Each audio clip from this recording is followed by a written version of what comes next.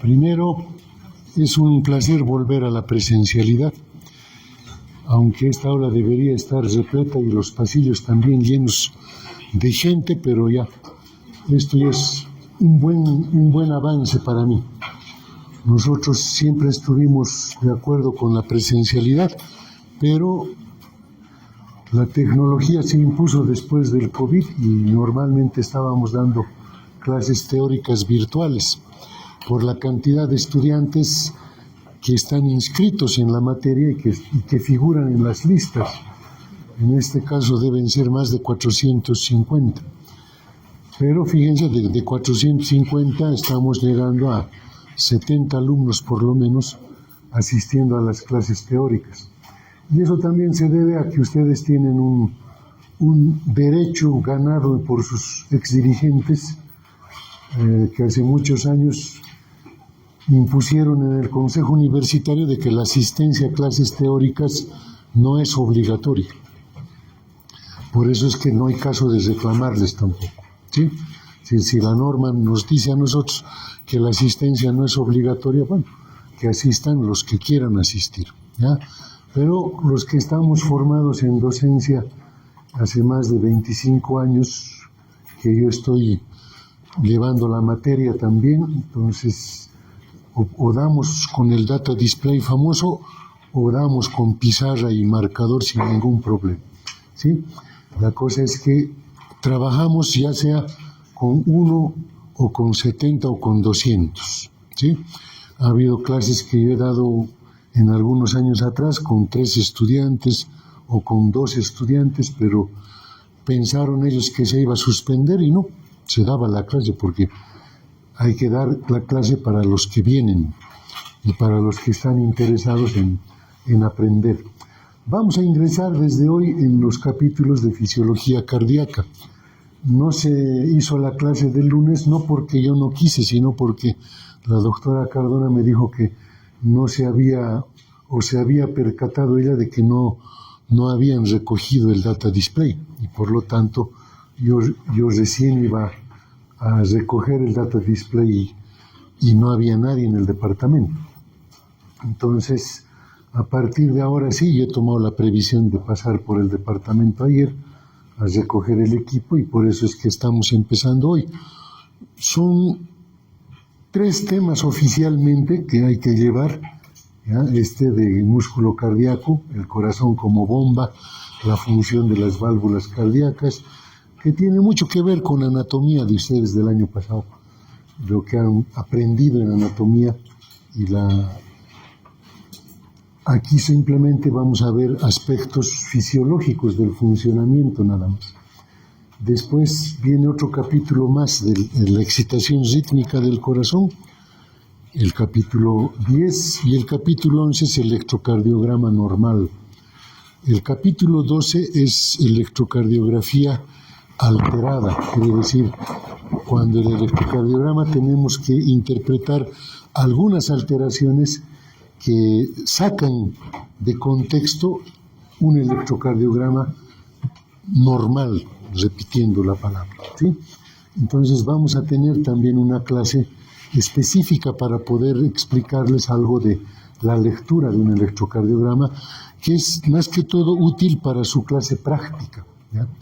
En las prácticas es donde ustedes van a aprender a leer un electrocardiograma real, ¿ya? Y eso no tiene que darles ningún temor, vamos a darnos cuenta de que inclusive la lectura es algo lógico, ¿ya? Si es que sabemos la base, las alteraciones siempre son más fáciles de entender. Por eso es la importancia de la fisiología.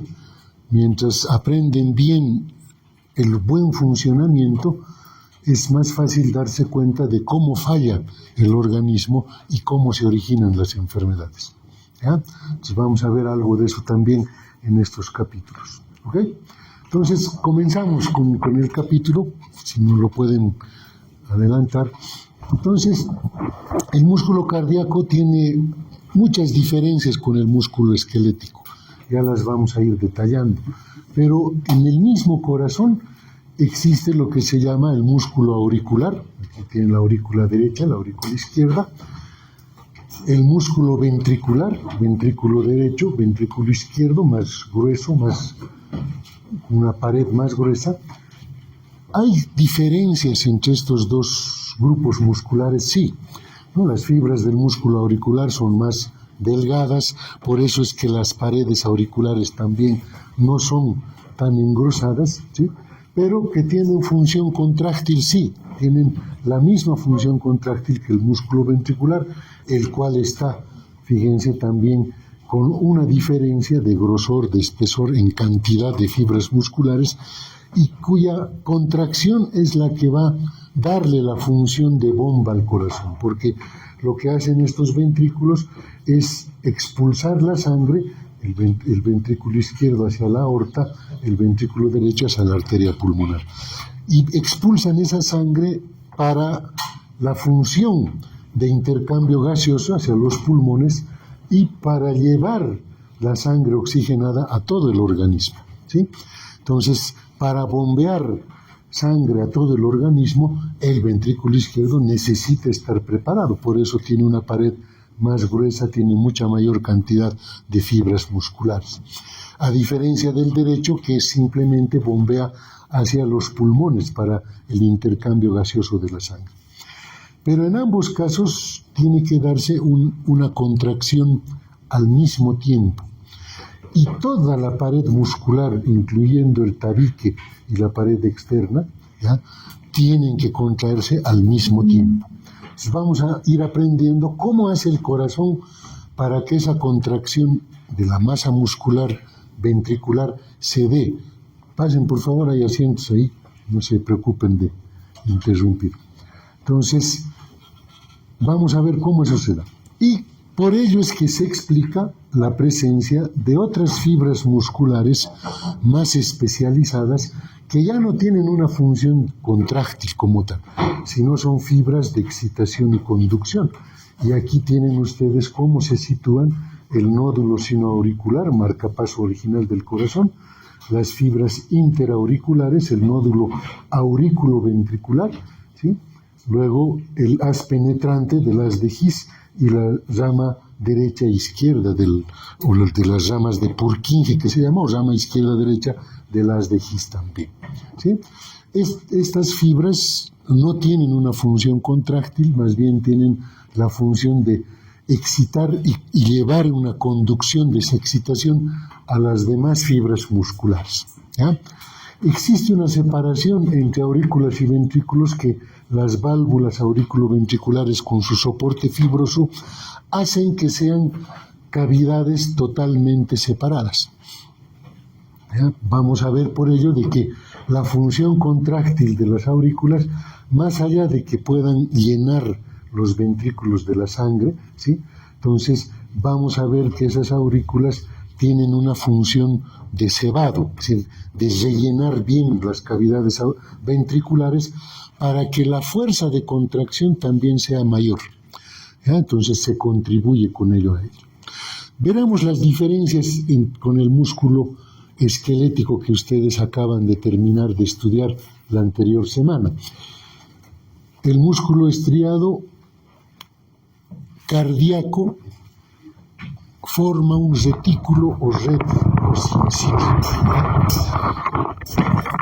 ¿Eso qué quiere decir? Que como estamos viendo acá, las fibras musculares tienen conexiones entre ellas, tienen lugares separados entre ellos también, pero esto tiene una importancia radical, porque esto hace de que cualquier estímulo de la membrana de estas fibras musculares pueda viajar tanto longitudinalmente en el largo de la fibra muscular, pero también estas conexiones de red hagan que esta misma excitación viaje en forma vertical.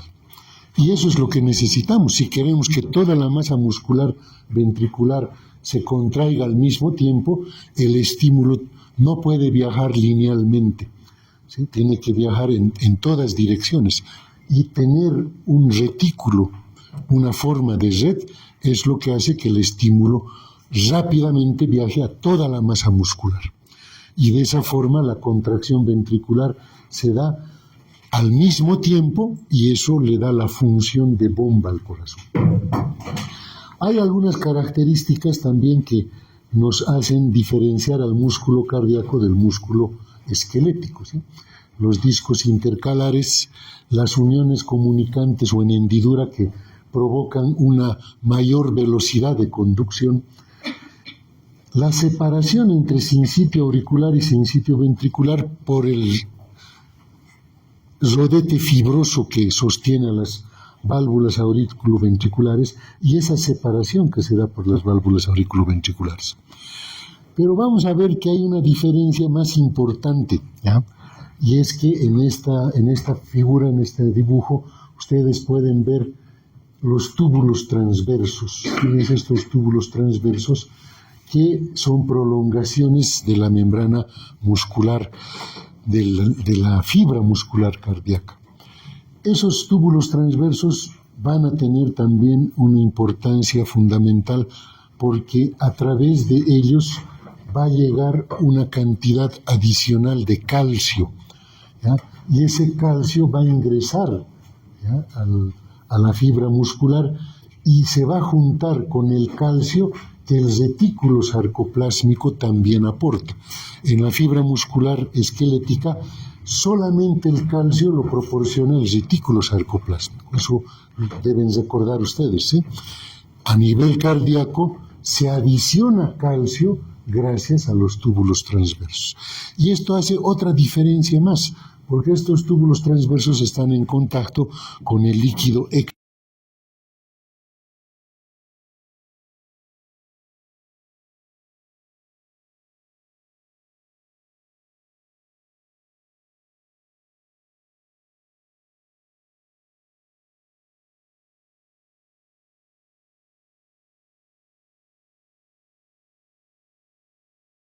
o hay una hipocalcemia, una baja de la concentración de calcio, va a tener su efecto en el corazón.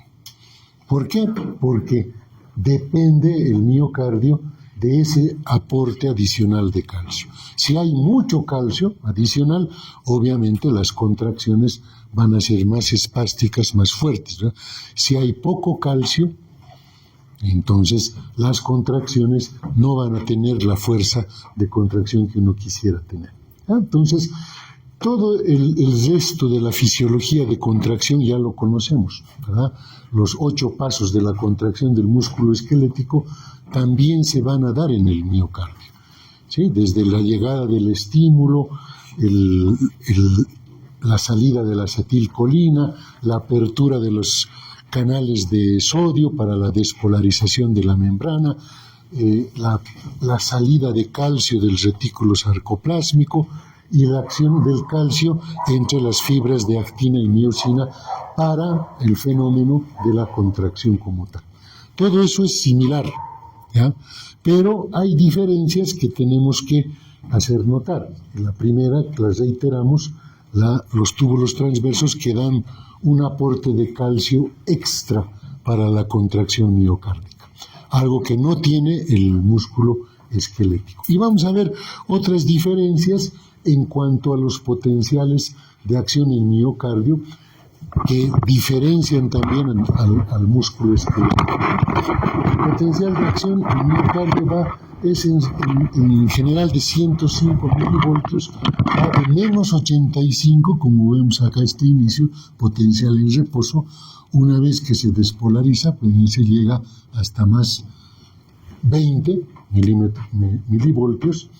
Hace una espiga de despolarización, como ven, o sea, la espiga es esta, la aguja, pero esa espiga puede durar hasta 0,2 de segundo, pero la diferencia acá, que también la han visto en los primeros capítulos de fisiología, es que aquí sí se hace una meseta en el potencial de acción. Fíjense, hay potenciales en espiga que han debido conocer que se despolariza y se repolariza como aguja directamente, ¿verdad? Acá no se produce eso. Justo cuando está por ocurrir la repolarización, empiezan a actuar los canales lentos de calcio y sodio, cosa que no tenemos en músculo esquelético, ¿sí? Entonces, estos canales de calcio y sodio, cuando se abren, provocan esta meseta porque no dejan que la fibra se repolarice rápidamente, ¿ya?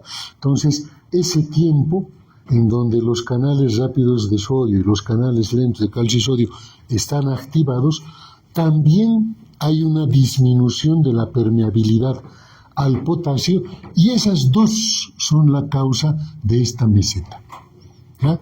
Pasa ese tiempo y ocurre una repolarización ya rápida, ¿verdad? La permeabilidad al potasio vuelve a su normalidad, reingresa el potasio y fíjense, la repolarización se produce rápidamente también. Pero la diferencia fue la meseta, ¿ya? Esa meseta con estas causas, ¿ya? Todos los años se pregunta en el examen, ¿sí? Y todos los años fallan. ¿Sí? No sabemos por qué, pero no pueden retener estos dos conceptos, los canales lentos de calcio y sodio y la disminución de la permeabilidad al potasio, ¿sí? Eso es lo que configura una meseta en este tipo de contracción. Vamos adelante. Entonces, hay fases del potencial de acción. Nosotros sabemos que hay una fase cero.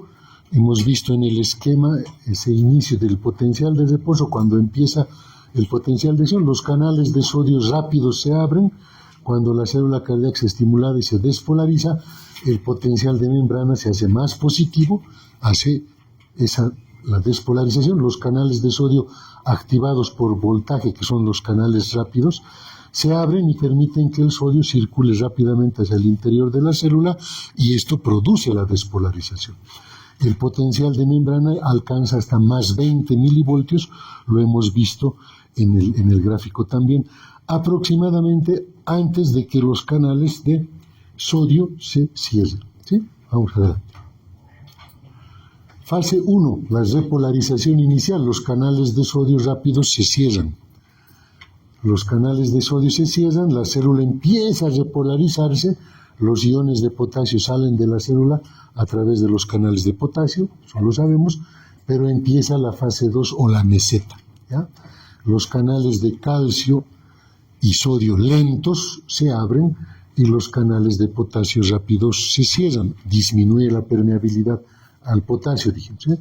Tiene lugar una breve repolarización inicial y el potencial de acción dibuja una meseta. Otra vez, como consecuencia de que una mayor permeabilidad de los iones de calcio por los canales lentos de sodio y calcio y la disminución de la permeabilidad de los iones potasio.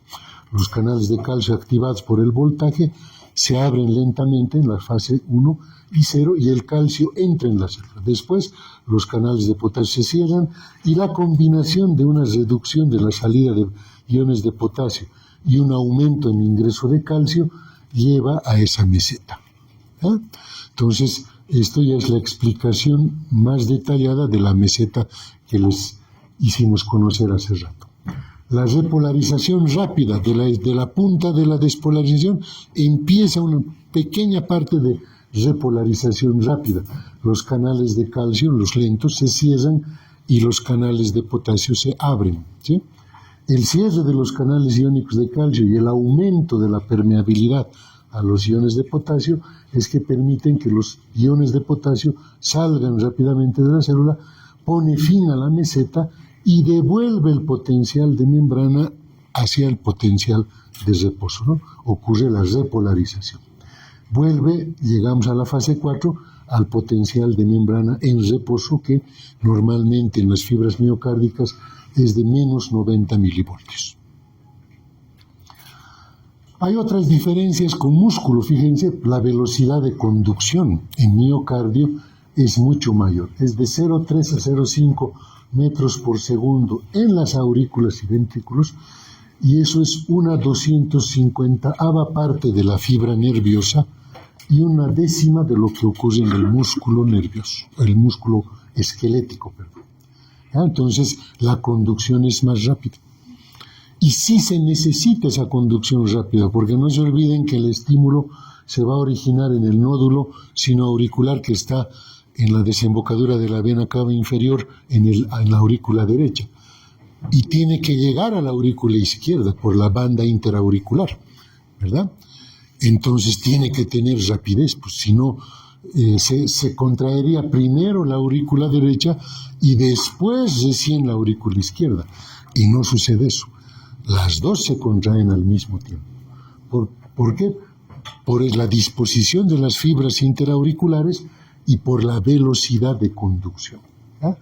En las fibras de Purkinje, por ejemplo, en el haz izquierdo y derecho de las fibras de Purkinje, es hasta 4 metros por segundo, mucho más rápido. ¿Ya? Más rápido que en las aurículas, fíjense, y el músculo ventricular, que es 0,3 a 0,5. Las fibras de Purkinje, las que llevan el estímulo, son mucho más rápidas, 4 metros por segundo. Como en toda fibra muscular, hay un periodo refractario de 0,25 a 0,30 de segundos, mucho menos en las aurículas, 0,15, pero hay un periodo refractario absoluto, que es en donde no puede ocurrir ningún otro estímulo, pero también hay un periodo refractario relativo. Cuando está terminando la repolarización, puede haber un estímulo que provoque una nueva contracción. ¿Ya? A nivel cardíaco, eso es lo que nos provoca las denominadas extrasístoles. ¿Ya? Son contracciones anormales, ¿sí? El músculo cardíaco debió haberse despolarizado, hacer la meseta, repolarizado y nuevamente llegar al reposo. Pero lo que ocurre a veces es que por mecanismos de reentrada a nivel del nódulo auriculoventricular, el estímulo retorna hacia las aurículas y justo en el periodo refractario relativo puede volver a estimular y puede volver a provocar otra contracción. Y obviamente esa contracción ya no va a ser rítmica, ¿verdad? Fíjense, aquí hay una extrasístole temprana, aquí hay una extrasístole ya separada de la anterior contracción. Entonces, eso es lo que va a provocar algo anormal en el corazón. Las extrasístoles no son normales. ¿Ya? Que fisiológicamente el periodo refractario relativo pueda ser un tiempo en el que pueda haber un reestímulo, eso lo estamos reconociendo, ¿sí? El periodo refractario relativo se denomina relativo, ¿por qué? Porque si hay un estímulo fuerte puede volver a despolarizar la fibra. Pero eso no es normal. ¿Ya? De acuerdo a la fisiología cardíaca, no deberían haber extrasístoles, sino todos tendríamos que tener extrasístoles y nadie debería preocuparse, ¿verdad? Y todos deberían decir, ¿has sentido tu extrasístole? Sí, no te preocupes, es normal, no ocurre eso. ¿Ya? Cuando hay una extrasístole se nota, porque la misma ritmicidad del latido y del pulso varía, ¿sí? Se nota una nueva contracción seguida, ya sea temprana o tardía, pero se nota. Y eso no es algo normal. Como les digo, hay mecanismos de reentrada. Hay un síndrome que van a aprender en fisiopatología, el famoso síndrome de Wolff-Parkinson-White. Es un mecanismo de reentrada que hay en el nódulo auriculoventricular y que cuando el estímulo que está viniendo de las aurículas pasa por el nódulo auriculoventricular, pasa a los ventrículos, pero también retorna a las aurículas. ¿Ya? Entonces, eso es anormal, eso es una patología, ¿sí? Que hay que tratarla. Por eso es que los cardiólogos se van a ocupar de buscarle una solución a eso, ¿sí? No se olviden que hasta el marcapaso puede constituirse en una alternativa para normalizar las descargas del nódulo sinusal, ¿sí? Para darles ritmicidad, lo que se necesita. Adelante.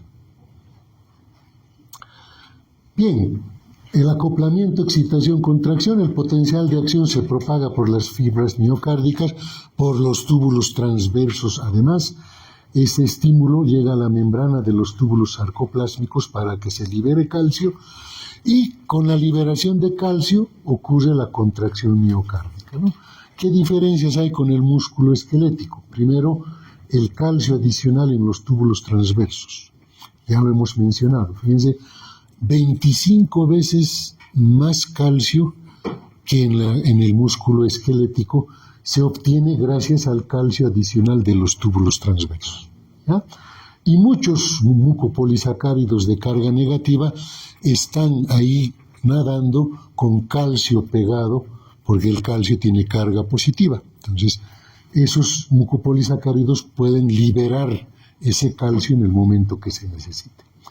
Y por ello hemos dicho también que hay una dependencia de la concentración de calcio en el líquido extracelular, o sea, para la fuerza de contracción.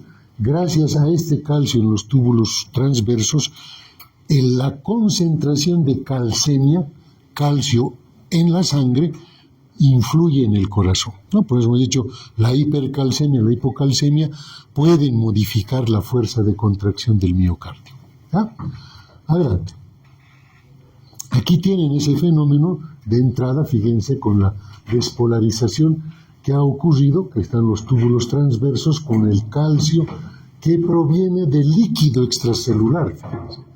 Y ese es un calcio adicional al calcio que proviene del retículo sarcoplásmico, que está dentro de la fibra miocárdica, ¿sí? Entonces, ambos calcios se unen y esa señal de calcio, con gran cantidad de calcio, provoca esa contracción miocárdica mucho más fuerte, porque cada vez que aportamos más calcio, la fuerza de contracción aumenta. Y el corazón sí necesita fuerza de contracción, ¿verdad? Porque hemos dicho que tiene que mandar el ventrículo derecho a la circulación pulmonar y el ventrículo izquierdo a la circulación general. Por eso la diferencia de grosor entre izquierdo y derecho.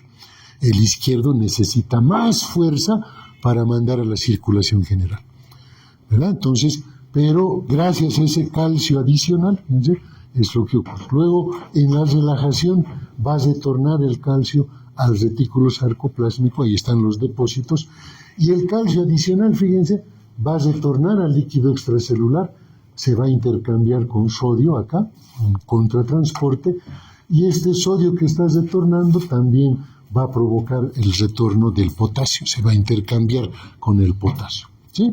Entonces, de esa forma se produce la relajación en el miocardio. ¿A qué se llama el ciclo cardíaco? El ciclo cardíaco es un conjunto de fenómenos entre el comienzo de un latido y el siguiente latido, ¿no? Eso se denomina ciclo cardíaco. El inicio del potencial de acción es el nódulo sinusal, que es el marcapasos fisiológico del corazón, que tiene un ritmo de descarga en promedio de 72 latidos por minuto, pero que hay que nosotros entender que hay un rango de normalidad de esa descarga entre 60 y 100 latidos, ¿verdad? De 60 a 100 para nosotros es una frecuencia cardíaca normal. Menos de 60 se llama bradicardia, ¿sí? Una frecuencia lenta de descarga.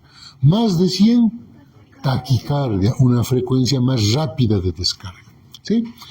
Bradicardia y taquicardia pueden ser sinusales, sí. ¿Qué quiere decir? Que es el mismo nódulo sinusal que está mandando la frecuencia de más de 100 o de menos de 60, ya sea por estímulos parasimpáticos o simpáticos que influyen en el nódulo sinusal, ¿ya? Cuando nos asustamos o vemos una película de terror y justo nos asusta alguna escena, ¿qué sentimos? Hasta las palpitaciones, ¿no? Nuestro corazón empieza a latir más rápido, más fuerte, y podemos sentir inclusive esa fuerza de contracción. ¿Pero qué ha sido? Una taquicardia sinusal, por estrés, por estímulo simpático, por liberación de adrenalina. Cuando estamos escapando de alguien, igual, empezamos a correr más fuerte y el corazón empieza a latir más rápido, ¿sí? Y nosotros sentimos eso, ¿sí?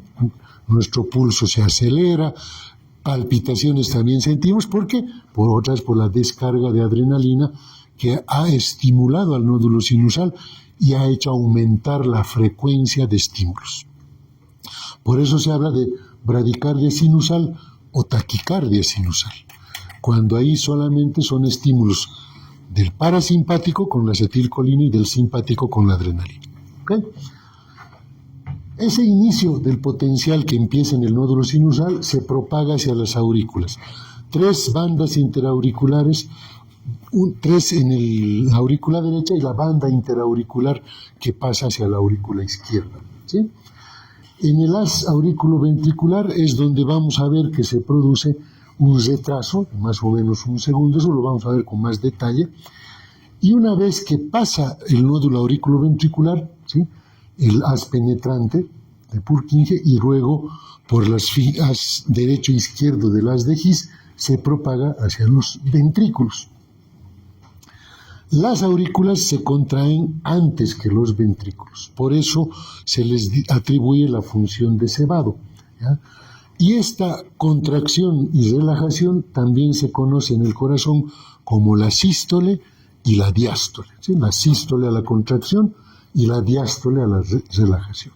Y tiene una relación directa también con el electrocardiograma. Y este esquema que vamos a ver, que parece muy complicado de entenderlo al principio, simplemente nos va a ayudar a entender todas las fases de la sístole y de la diástole que se produce normalmente, ¿sí? Aquí tenemos una escala de volumen, en donde vamos a ver el volumen de sangre que está dentro de los ventrículos en el momento que se vacía el ventrículo y en el momento en que el ventrículo está lleno. Fíjense, normalmente eso varía de 50 ml cuando el ventrículo está relajado y aumenta hasta 130, es decir, 70 ml se suman con el paso de la sangre de la aurícula al ventrículo, ¿sí? Y esa función de cebado más que le da, ¿sí? Entonces, esos 130 de volumen, fíjense, que se ha producido acá. Entonces, cuando empieza la contracción, ¿ya?, primero hay una fase de contracción isovolumétrica que decimos, el ventrículo empieza a prepararse para contraerse, pero todavía no ha movido sangre.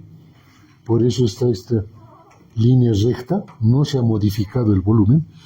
Pero cuando esa presión del ventrículo preparado para su contracción vence y abre las válvulas las válvulas aórticas, en este caso las semilunares, fíjense, abre esas válvulas y empieza a contraerse, y fíjense cómo empieza a vaciarse el contenido otra vez. Ese volumen de 130 ml se empieza a vaciar, pero nunca se vacía completo.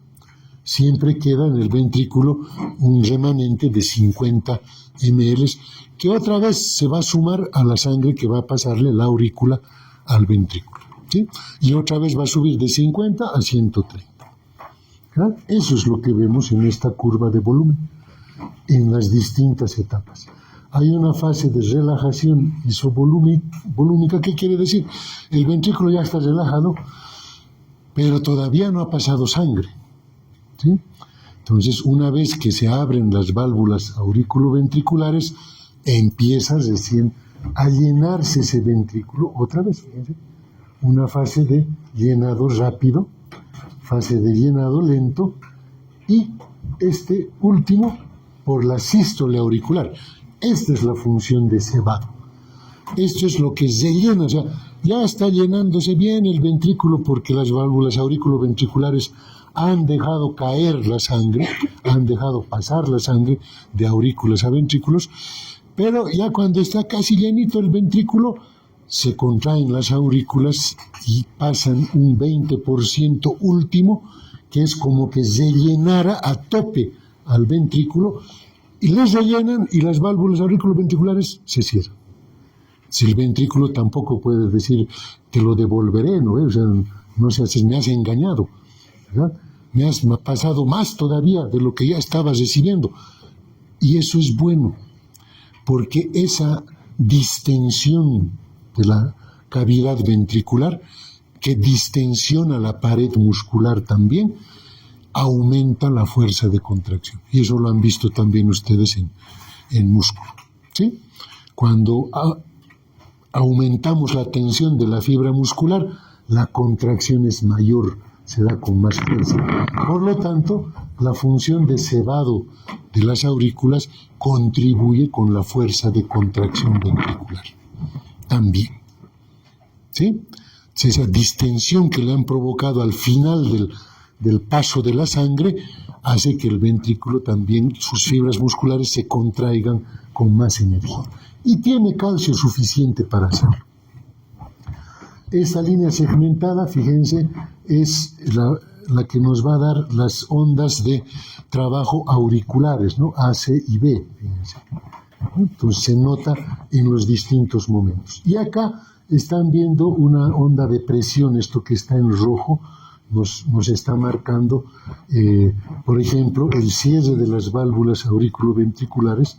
Cuando el ventrículo ya está lleno y se ha dado la función de cebado, se cierran las válvulas auriculoventriculares y eso es el origen del primer ruido cardíaco, el loop, ¿sí? Cierre de las válvulas auriculoventriculares hacia arriba y ese choque de sus bordes provoca el primer ruido cardíaco, ¿no? No se olviden que la onomatopeya es loop, ¿no? Y ese loop es por el cierre de las válvulas auriculoventriculares. Cuando se cierran las válvulas aórtica y pulmonar, después de que ha pasado ya la sangre con la contracción ventricular y estas valvas semilunares por el movimiento retrógrado de la sangre, como tienen esas formas de nido de paloma, que han debido ver en la anatomía, hace que esas válvulas se cierren y se golpeen otra vez en sus bordes. Y eso es lo que da el segundo ruido cardíaco, ¿no? El DUC. ¿Ya? Entonces, eso es lo que estamos viendo. Ahora, ¿qué sucede acá? Fíjense con la presión. La presión ahorita está en cero, empieza a contraerse el ventrículo, empieza a aumentar la presión, pero todavía no se mueve sangre. Fase de contracción isovolúmica. La presión está aumentando en el ventrículo, ¿sí?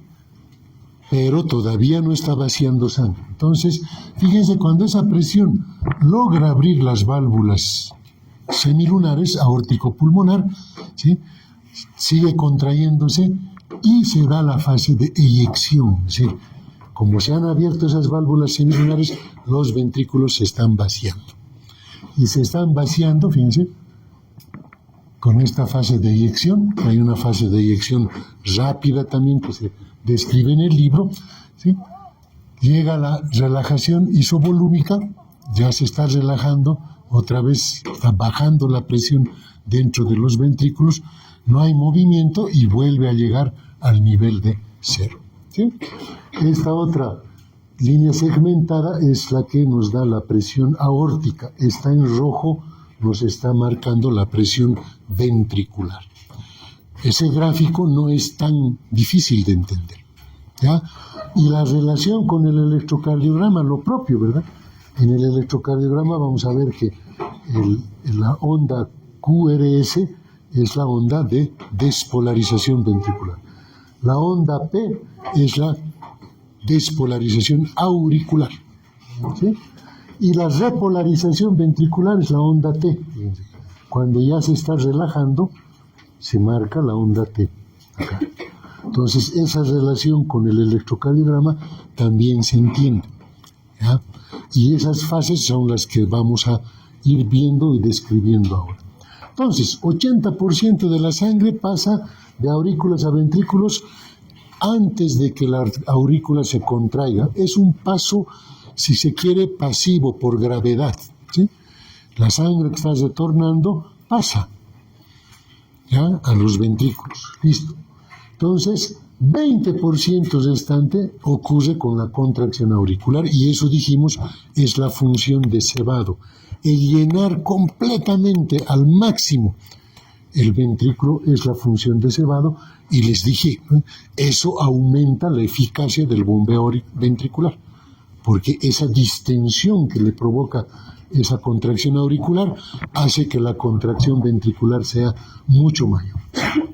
Hemos visto las ondas A, C, D de la contracción auricular. Ahorita las vamos a ver. La onda A es la contracción auricular como tal, 4 a 6 milímetros de mercurio en el lado derecho, 7 a 8 en el izquierdo. La onda C es el inicio de la contracción ventricular por la protrusión que produce la contracción de las válvulas auriculoventriculares. Y la onda B es el final de la contracción ventricular con el llenado ventricular. Si le das, vamos a ver esas ondas, ¿no? Aquí está la onda A, contracción auricular, función de cebado. La onda C, inicio de la contracción ventricular, esa protrusión de las válvulas auriculoventriculares. Y la onda B, la finalización de la contracción ventricular, que hace de que la aurícula se llene otra vez de sangre y eso provoca esa onda V chica, ¿no? La V dentilabial. Entonces, no es difícil ubicarse tampoco en eso. En los ventrículos vamos a ver su función como bomba. Primero, el periodo de llenado rápido ocurre en el primer tercio de la diástole, más 2/3, el 80%. Ese es un periodo de llenado rápido ventricular. El tercer tercio de la diástole es lo que llega por la contracción auricular. Es ese 20% que le pasa a la aurícula con la función de cebado. Pero después viene el vaciamiento ventricular. Y hemos visto el periodo de contracción isovolúmica. El ventrículo está haciendo fuercita para contraerse, ¿verdad? Preparándose, ¿sí? Empieza su contracción, pero no mueve todavía.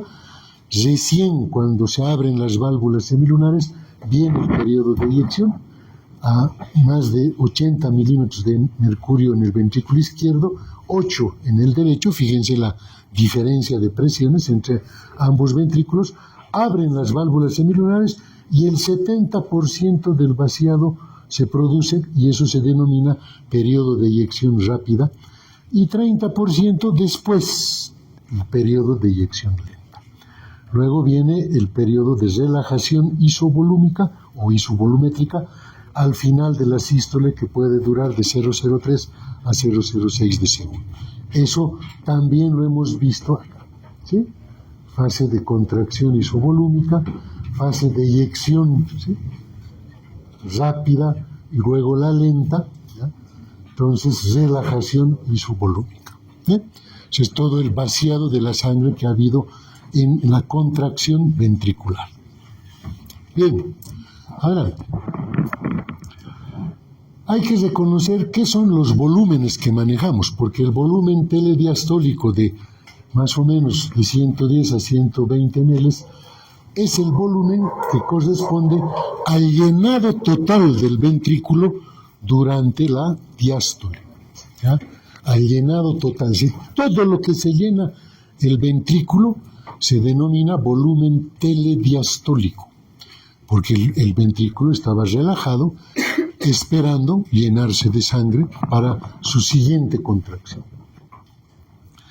El volumen sistólico es lo que llega a expulsarse cuando los ventrículos se contraen y el volumen disminuye, fíjense, a 70 ml. La reducción de este volumen sistólico puede duplicarse cuando el ventrículo se contrae con más fuerza en situaciones que ameritan eso en el organismo, y ese es el volumen que se eyecta finalmente, ¿ya? Hemos visto que era más o menos de 70 milímetros o mililitros, ¿verdad? ¿Por qué? Porque hemos dicho que siempre quedaba 50 dentro del ventrículo. Eso que quedaba, ese 50 en el ventrículo, es el volumen telesistólico. Ha pasado la sístole, toda la sístole, pero ha quedado sangre en el ventrículo, 40-50 ml. ¿Sí? Ese es el volumen telesistólico. O sea, después de haber transcurrido la contracción de la sístole, la contracción de los ventrículos, ha quedado un remanente de sangre en el ventrículo, 40-50 ml.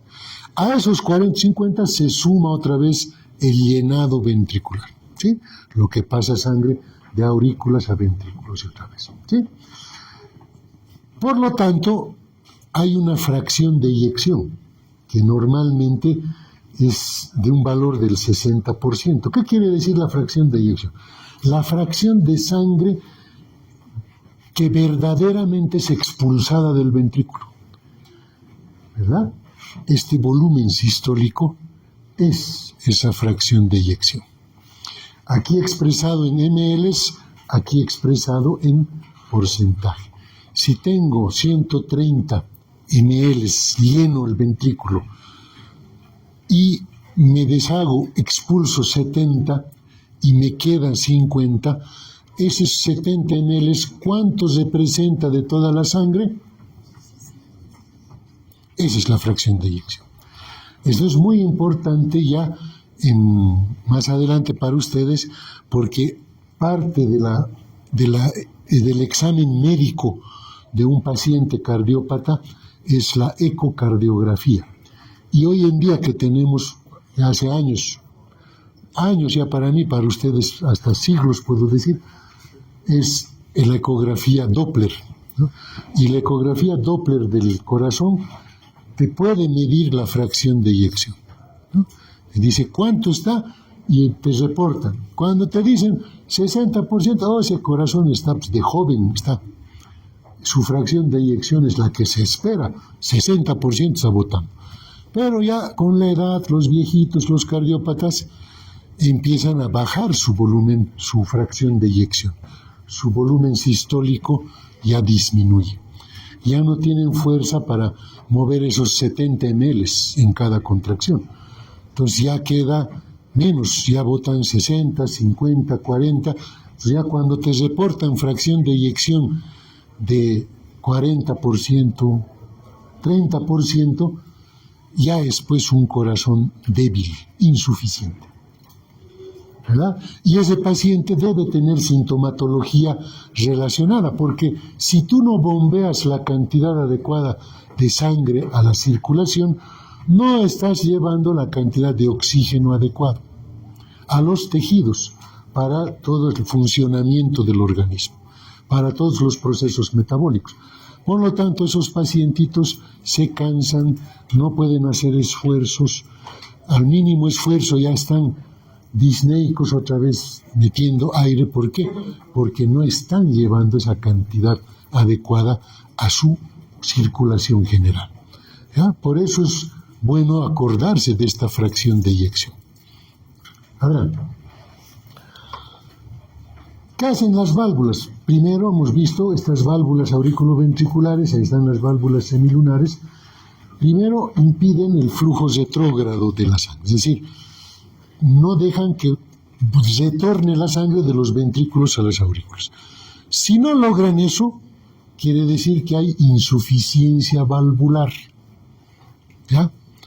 Entonces, ¿qué quiere decir? Que cuando se contrae el ventrículo, vence a las válvulas, son insuficientes, y parte de la sangre, parte se va a la arteria pulmonar, a la aorta, y parte retorna a la aurícula, ¿verdad? Entonces eso ya es anormal también, es decir, ya es una valvulopatía, insuficiencia auriculoventricular o insuficiencia semilunar. La otra alteración es al revés, que estas válvulas se estenosen, se cierren y dejen un pequeño orificio nada más, ¿ya? Entonces la estenosis valvular también es un problema, ¿ya? ¿Por qué? Porque si aquí yo tengo una estenosis en la pulmonar o en la aórtica, no se va a abrir todas las tres hojas, las tres láminas, no se abren. Se abren un poquito y dejan un orificio ahí. Entonces el ventrículo empieza a contraerse con más fuerza porque está notando esa dificultad de paso de sangre. Y empieza a contraerse con más fuerza porque ya ha notado que hay una dificultad ahí. Y eso, si no se corrige, ese ventrículo haciendo tanto ejercicio y con más fuerza, ¿qué sucede? Se hipertrofia, ¿verdad? Entonces, se van a dar cuenta de la estenosis con una hipertrofia ventricular más. ¿Por qué? Porque ha querido vencer esa obstrucción, apenas un orificio, cuando normalmente debería abrirse todas las válvulas semilunares. Lo mismo puede suceder con las auriculoventriculares. Por eso las alteraciones valvulares pueden ser de insuficiencia o de estenosis, ¿ya? En problemas cardíacos más severos, con endocarditis, por ejemplo, puede haber daño valvular y puede necesitarse inclusive una prótesis valvular. Hoy en día se hace como una cirugía, ya no como antes, que era una cirugía dramática porque todos dicen, es a corazón abierto, ¿no? ¿Y qué van a hacer con ese pobre corazoncito ahí todo desprotegido? Y encima le están abriendo al corazón. Hoy es una cirugía muy rutinaria. El cambio valvular, lo propio, si puedes hacerte un cambio valvular sin ningún problema. ¿Sí? La medicina ha avanzado a lo que antes era. Ya antiguamente no teníamos muchas herramientas terapéuticas. Hoy hasta te escoges el modelo de válvula que quieres, ¿no? Entonces inclusive tenemos hasta el trasplante de corazón, ¿no? Y corazones totalmente mecánicos, o sea, ni siquiera ya necesitas un órgano, un corazón de ser humano. Entonces, hasta eso ya hemos avanzado. Antes no teníamos eso. Las semilunares, su cierre súbito por el peso de la sangre nada más, impiden el flujo retrógrado de los grandes vasos hasta de la aórtica pulmonar hacia los ventrículos. Si hay insuficiencia, esa sangre va a retornar al ventrículo. Entonces, de los 50 que tenía normalmente de volumen telesistólico, puede aumentar, ¿no? a 80, 100. Y además tiene que llenarse de las aurículas. Ahora, ¿qué hacemos? Va a haber más volumen. Entonces, se tiene que manejar otra vez mayor volumen telediastólico. ¿Puede hacerlo el ventrículo? Sí. El mecanismo de la ley de Frank-Starling te dice, el corazón en condiciones normales puede bombear toda la sangre que le llega. ¿Verdad? En este caso, por la insuficiencia de válvulas semilunares, ha habido retroceso de sangre, retorno de sangre a los ventrículos. Más el llenado auricular, hay mayor cantidad. Pero en condiciones normales, el corazón puede manejar eso. Pero si se hace insuficiente, ya no. Llega un momento en que el corazón también se agota. Adelante. ¿Qué más tenemos para ver? La relación de los tonos cardíacos con el bombeo, lo hemos visto, cuando se contraen los ventrículos, se oye un ruido bajo y prolongado, el loop, es el cierre de las válvulas auriculoventriculares, son empujadas por la contracción hacia arriba y sus bordes se golpean y suenan, pues, ¿sí? Entonces es el primer tono cardíaco. Cuando se cierran las válvulas aórtico y pulmonar por el retorno de la sangre, también al final de la sístole, también se oye un golpe seco, pero más rápido, y es el segundo ruido cardíaco, ¿no? Por eso la onomatopeya existe en el loop-dup, loop-dup, ¿sí? El loop, es más bajo y prolongado, loop, loop, ¿sí? En cambio, el otro es más corto y seco, loop-dup. Loop-dup, loop-dup, loop-dup, ¿sí? Eso es más o menos para que ustedes se acuerden de estos dos ruidos cardíacos. ¿Puede haber un tercer ruido cardíaco? Sí, en fisiopatología lo van a aprender también, cuando hay un tercer ruido. Incluso se habla del ritmo de galope, ¿ya? El corazón ya no es loop-dup, sino ya es como un caballito. Ritmo de galope, ¿sí? Entonces, tiene hasta cuarto ruido, pero otra vez, patológico. Eso no es normal, ¿sí? Lo normal es lo que estamos aprendiendo ahora. Esta gráfica de análisis de bombeo ventricular, fíjense, es otra demostración de la misma gráfica que hemos visto hace rato, pero aquí estamos viendo presión intraventricular izquierda, ¿ya? El ventrículo izquierdo, y aquí estamos viendo volumen de sangre, ¿sí? Entonces, fíjense esto. Normalmente hemos dicho que en el ventrículo siempre hay 50 ml que quedan, ¿verdad? Ahí está. Después viene la fase 1, contracción isovolúmica, ¿sí? O sea, aquí empieza a llenarse, fíjense, en volumen se empieza a llenar el ventrículo. Hasta los 130 hemos dicho, ¿verdad?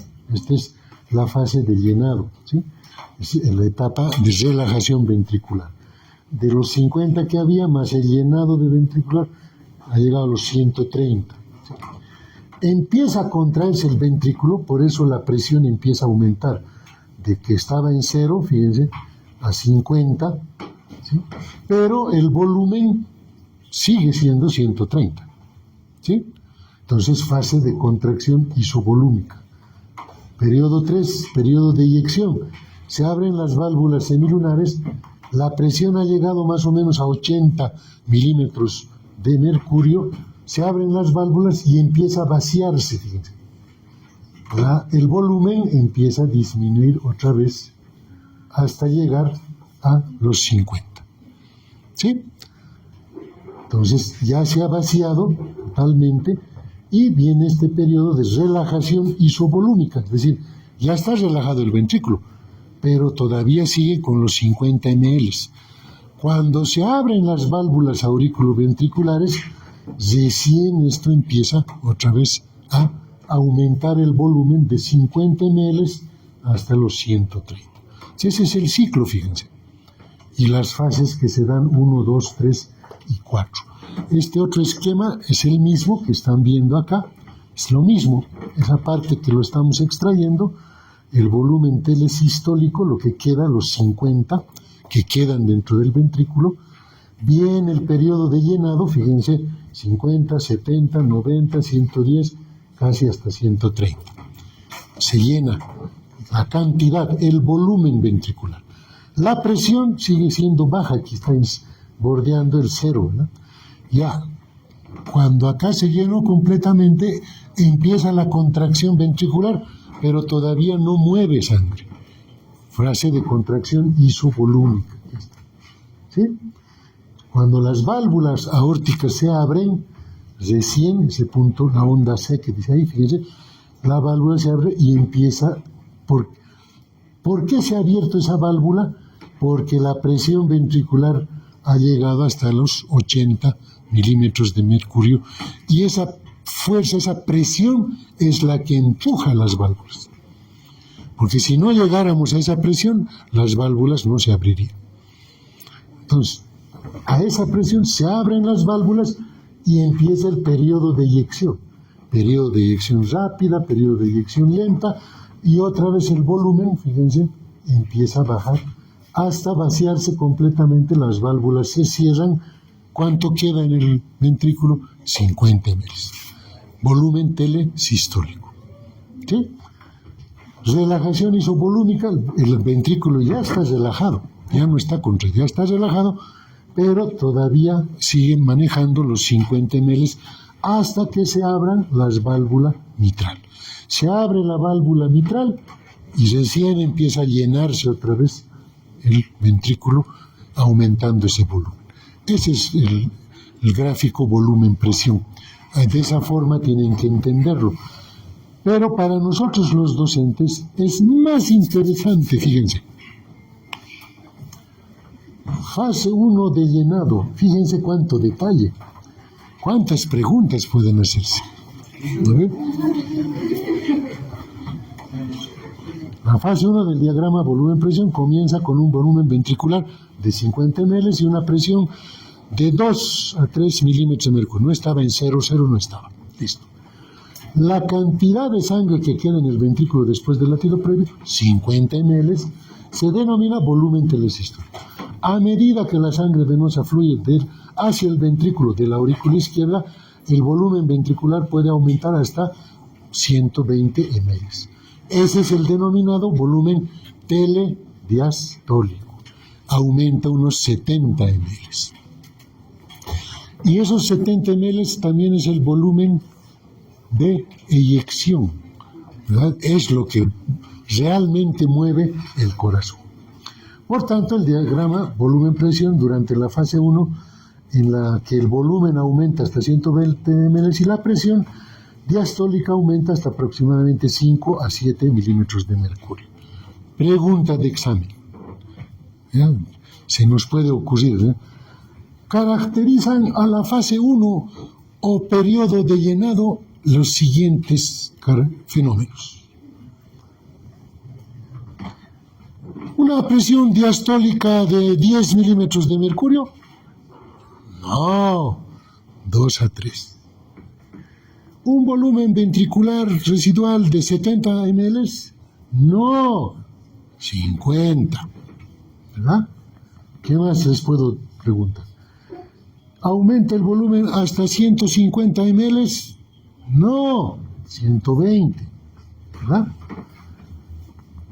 ¿El volumen telediastólico es de 60 ml? No, 70. Si yo les puedo jugar al juego del mentiroso. ¿Verdad? Todo falso y ustedes ahí entran en su... Esto me acuerdo que he leído. En algún momento he leído esto. Pero pasaré nomás a la siguiente pregunta porque muy detallista no he sido, entonces ya. Listo, ya les gané una pregunta. No contestaron. Entonces, cada fase, fíjense, fase 2 puede tener valores y características.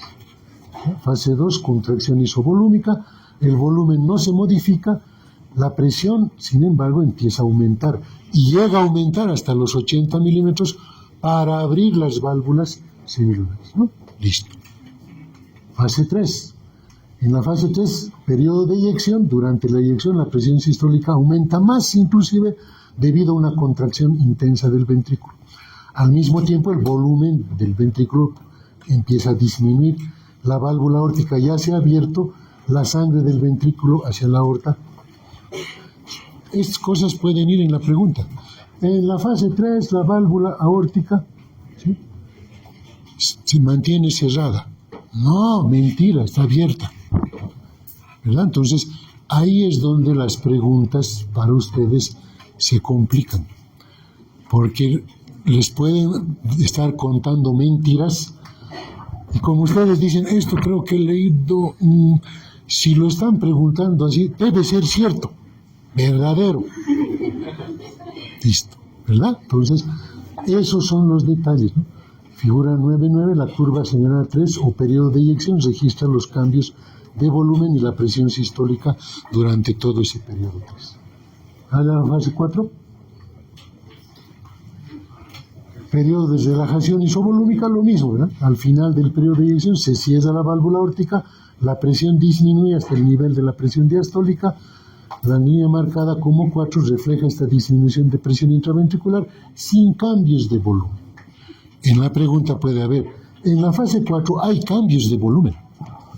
No, es isovolumétrica, no puede haber cambios de volumen, ¿verdad? Entonces, así el ventrículo recupera su valor inicial en el que quedan 50 ml aproximadamente de sangre en el ventrículo y la presión vuelve a 2 a 3 milímetros de mercurio. Bien, toda esta actividad que genera el ventrículo es lo que genera el trabajo del corazón. Hay un trabajo sistólico, la cantidad de energía que el corazón convierte en trabajo en cada latido. El trabajo minuto significa la energía total convertida en trabajo en un minuto. Mover sangre desde las venas de baja presión hasta las arterias de alta presión implica un trabajo volumen-presión o trabajo externo. Acelerar la sangre hasta su velocidad de eyección por las válvulas semilunares genera la energía cinética del flujo sanguíneo, la fuerza con que sale la sangre desde la aorta, por ejemplo, pasando la aorta, y el trabajo del ventrículo derecho normalmente es una sexta parte de la del ventrículo izquierdo por la diferencia de presiones, ¿no? Por eso el ventrículo derecho es más delgado que el ventrículo izquierdo, ¿sí? Entonces, a eso se denomina generación de trabajo. Eso hay que transformarlo en esfuerzo. O sea, no es nomás decir, se supone que el ventrículo se va a contraer, es su obligación contraerse. Para eso ha nacido ese ventrículo. Para eso es fibra miocárdica que se aguante. Genera trabajo, ¿sí? Se genera esfuerzo. Y cuando necesitamos, inclusive aumenta su fuerza de contracción, ¿sí? Entonces, eso es algo que ustedes tienen que reconocerle a los tejidos. Terminaremos con esto en la clase de hoy, precarga y poscarga. La precarga es el grado de tensión del músculo antes de empezar a contraerse. Acuérdense ustedes del volumen telediastólico. La precarga es todo lo que llena el ventrículo, lo que le llega y llena el ventrículo.